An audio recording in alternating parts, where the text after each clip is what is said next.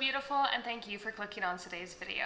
I, like many people, and especially many Americans, am currently sitting on an excess in my home, specifically in the kitchen and pantry. A lot of us end up with excess for various reasons, whether it's simply just because of the way that food is packaged in this country and many other countries, whether it's buying something because it was on sale and then you ended up falling out of love with it, or buying something in a larger quantity than you needed for a recipe and then not knowing what to do with the excess. Whatever it may be, many of our fridges, freezers, and pantries are way too full, myself included. For me, the main reason that I have had a bit of an overflow is actually two reasons. Number one, I had a lifestyle change that my shopping habits haven't quite caught up to yet, or I should say, didn't catch up to until quite recently. My husband and I used to both work from home 5 days a week, meaning breakfast, lunch, and dinner was predominantly at home every single day. Now, my husband works in an office that provides him lunch, snacks, drinks, coffee, etc. 4 days out of the week. So that is a lot less food that I need to be buying week to week. And for some reason in the grocery store, I was thinking about it, but I was still buying way too much. It took about 2 months to really sort of find an equilibrium of the amount less that I should be purchasing, so I did end up with a lot of excess. Additionally, I, like I'm sure many other people in the world, have been very nervous of food shortages. There's been a lot of talk in media, on TikTok, Instagram a little bit, with regards to impending food shortages in the United States, and I've been fearful of that. Keep in mind, I do have like an emergency food supply that could last me and my husband and dog a considerable amount of time. But on top of that, I've also been stuffing my freezer and my pantry and not using things as liberally as I could be simply because I'm afraid. And I think that although it's kind of a fair way to look at things and you should always have a little bit of backstock in case there's an emergency, I have that. And yet my freezer and pantry are totally busting open. It's starting to feel kind of wasteful because I'm sure things are going to go expired soon.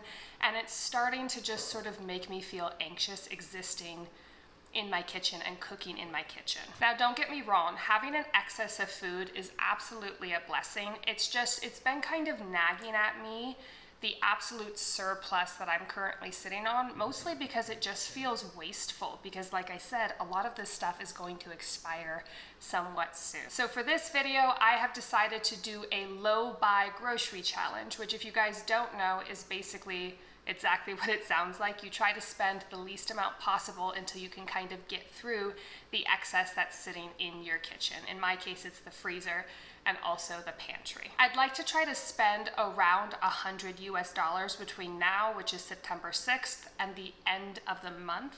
I just went grocery shopping at Trader Joe's and I just had my butcher box delivered, which is how I get my meats delivered.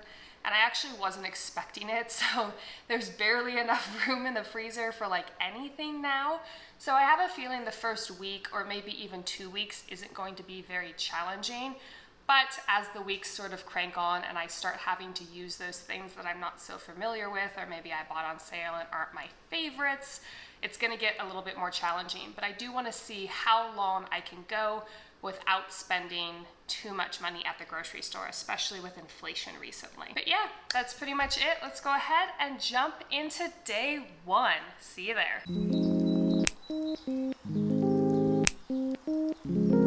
So as you can see, my current organizing system isn't working simply because of how much excess there is. I have all these bins that are overflowing. I have backstock overflowing. These are totally full. And then if I go to the freezer, I straight up don't have room anymore. I got a butcher box delivery yesterday that I wasn't actually prepared for or ready for. I would have skipped it had I remembered. But everything's so full that like I can't even move things around or even really like slide these drawers open and close with ease. There's some of my dog's teething stuff right there, but it's just too much. I'm really under the impression that I could go like quite a long time without spending very much money at the grocery store, so I am excited to see how far this will all take me, because it feels like a month's worth of groceries for just me, my husband, and then whatever guests we happen to have. But wish me luck. If I even need it, really. It's September 6th, and it's dinner time, And I am gonna be trying to use this Alaska cod that I got from ButcherBox. ButcherBox is where I get most of my meat that I use throughout the month. Great service, great product, delivered to your house. That being said, I got this cod in my first ever ButcherBox, which was over a year ago. And this cod says best if used by December 16th, 2022. So we're kind of coming up on that, September 6th right now. So I'm going to use this to make fish tacos because it is Taco Tuesday. So here are the main players in tonight's meal. We got the cod that I'm gonna cook up in the air fryer from Frozen with some Old Bay seasoning, which is a great kind of all-in-one fish seasoning. Gonna cook that up, shred it. We got taco shells, corn salsa, some arugula, celery, and tomatoes and onions, which I'm gonna use kind of in addition to the salsa. I know it's kind of like an odd taco combination, but I think altogether the flavors are gonna play well. And then just these 5 carrots that we're gonna have on the side. I might just give those to my husband exclusively, but I'll let you know what they look like when they're done, because I think they're gonna look better than maybe they look right now as just ingredients. Here's the final product, husband's plate. My plate, added some Cholula. I think it looks really yummy and I am excited to eat it. September 7th, breakfast. Lunch. Forgot to film dinner last night, but it was just leftover barbecue chicken, zucchini, and bell peppers that my husband had made last weekend when I was out of town. Breakfast. Lunch, dinner, breakfast. Lunch, dinner, breakfast. I've been consolidating the pantry a bit, kind of combining things that can be combined. And this feels a lot better now that I don't have a million seasonings just sort of kicking around in here. Additionally, with lunch today, I'm going to use this rose black tea that I made a while back that I'm kind of just trying to use up at this point because I have a lot of rose and black tea options. This has just been sort of extra. So my husband and I are going to have this with lunch. In addition, we have some mac and cheese that I'm making, some broccolini, and then some chicken. And because I'm filming on my phone, the lighting made that look a little odd, but it's cooking. So far, this has been very easy, but that's because we're still like in week 1, and I'm actively trying to use some of the things that I don't really love in addition to the things that I do on this first week, so that when I'm on week 2, 3, 4, 5, however long this goes. By the way, don't mind my husband, he's doing construction upstairs. But I didn't want like week 5 to just be the bare bones and stuff that I don't like. So, or not even that I don't like, that I just don't like as much. So today is not one of those meals, rather lunch isn't one of those meals, but I have been using some of those ingredients the last couple days. Yeah, so that's it. I'm gonna enjoy my lunch and I'll see you later. These have been sitting in my freezer at least 6 months. So we're doing a smoothie with breakfast today. Breakfast. I forgot to eat lunch, but this is dinner, steak, and vegetables. Breakfast, lunch, dinner, breakfast. I am making lunch right now, some shrimp and stir fry, and I find myself actively wandering around my kitchen seeing what else I can add that's been kind of sitting idle for a long time. So I have some shrimp, hold on. So I have these shrimp that have been sitting idle for a while because it's not like a lot of shrimp, usually enough for a full meal. I am mixing it with this, which is kind of a staple in my house, and then these, which I do like chia seeds, but I just bought way too many, and then they kind of just sat idle in my house for a long time. So this is gonna be lunch, and I'm happy that I'm kind of wandering and finding things to use. Also just found these that I'm gonna add to the stir fry as a crunchy topping, and I really like these. It's just I forgot about them, so they're getting added to lunch today. This is lunch, and I also included some cabbage in the stir fry that needs to get used up. I also just reorganized this back to like its original glory. So this is fruits and vegetables. These are ice packs and like other random things that end up here. This is like freezer meals, freezer sauces, and typically rice and bread, meat, fish, dog stuff. So in here are a couple of licky mats I've made for him that are already frozen. I don't freeze them like that, obviously, because gravity. And then some frozen little rope toys because he's teething right now, so he gets those every so often. But yeah, it's starting to already feel a lot better. I still have like a major excess of chicken, but I'll get through that in the next couple weeks, I'm sure. I'm also making this as a snack. I had some rice cakes that are just like plain flavored, which is pretty boring. Excuse me if you can hear my dog. Hi.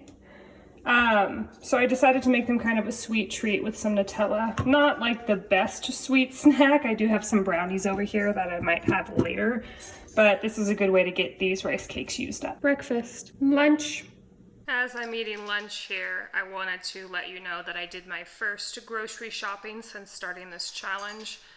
And it wasn't a full grocery haul, it was just for a couple of things that I was really wanting. Some yogurt, eggs, paper towels, if you can count that, and then a couple of things for my dog. So when I'm done with lunch here, I will show you the haul of that stuff. But so far, still easy, still have plenty to eat, no complaints.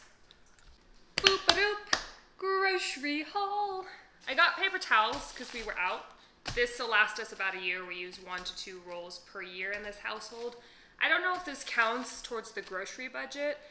I'm not going to count it towards that $100 that I quoted at the beginning of this video because it's not actual food. So I did get that, but I'm not counting it.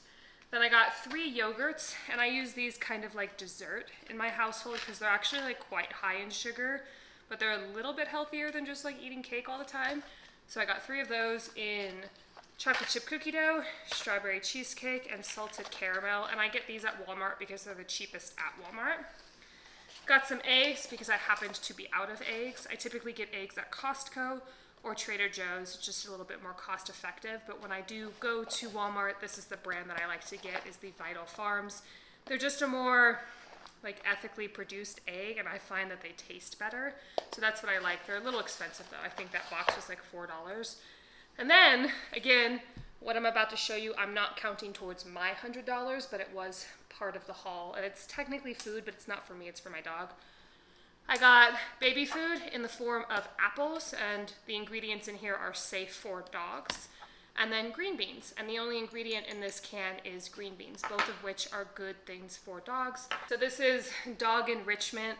They spend time licking and sniffing, time and energy sort of with this type of an activity. So we will put things on here, freeze it, and then it'll keep him entertained for like a good amount of time, which yields a puppy that's healthier, happier, and also like more well behaved. So these are his enrichments. We sometimes blend up like green beans or blueberries or whatever.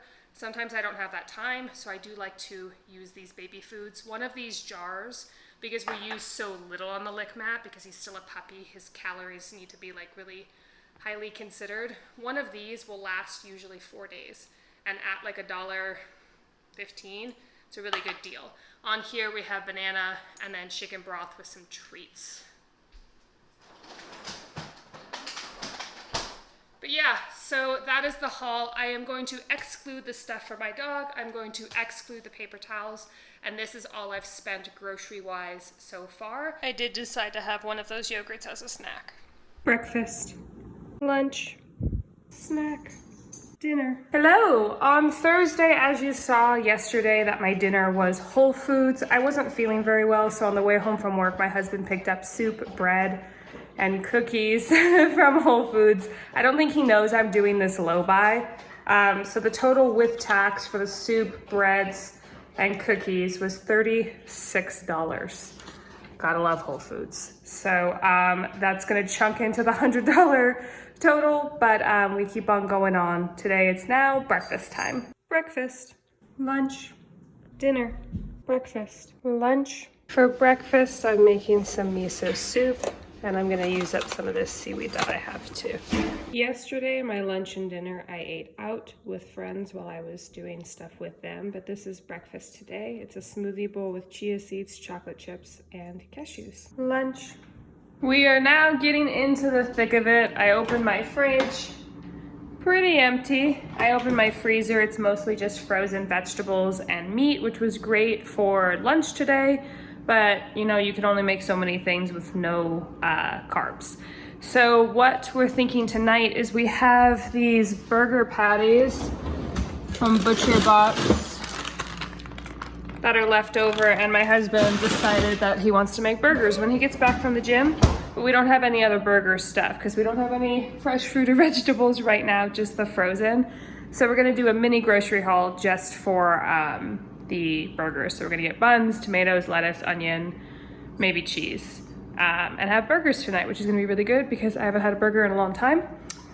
and I'm excited. So mini grocery haul, I will check in with you with the total out of the 100, but I am thinking that pretty soon I'm gonna hit that limit where I need to do that overhaul grocery haul, because I've sort of run out of the things that I was interested in running out of, or at least most of the things that I'm interested in running out of, and I'm starting to kind of run out of a lot of my staples now too. So it continues with burgers.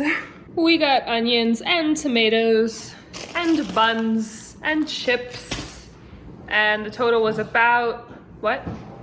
Oh, you let that moth in. Yeah. The total was about $20, and we're gonna enjoy now. I just realized as I'm slamming my face with chips, that part of that $20 went to my husband's Doritos that he impulse bought. He bought 3 of them because they were on sale, but like not really on sale. I'm not gonna count that towards the total because I'm not gonna enjoy them, and they were his impulse buy. So that is not going to my $100. Dinner, breakfast, lunch, lunch part 2, dinner, breakfast, lunch, snack.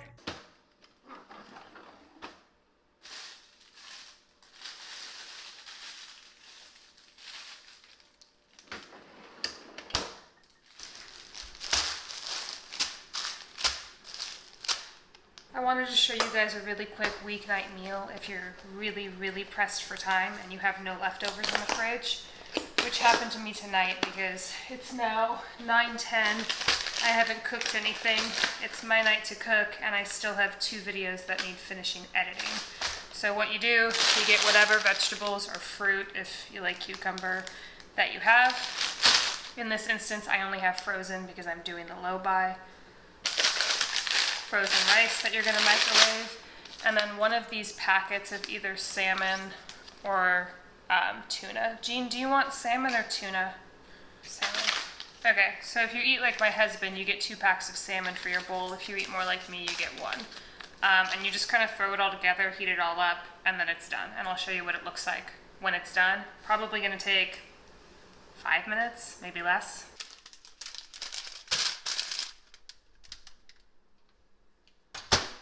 Now that everything's been microwaved and it's all nice and warm, you can watch how I assemble this. It's been about 4 minutes.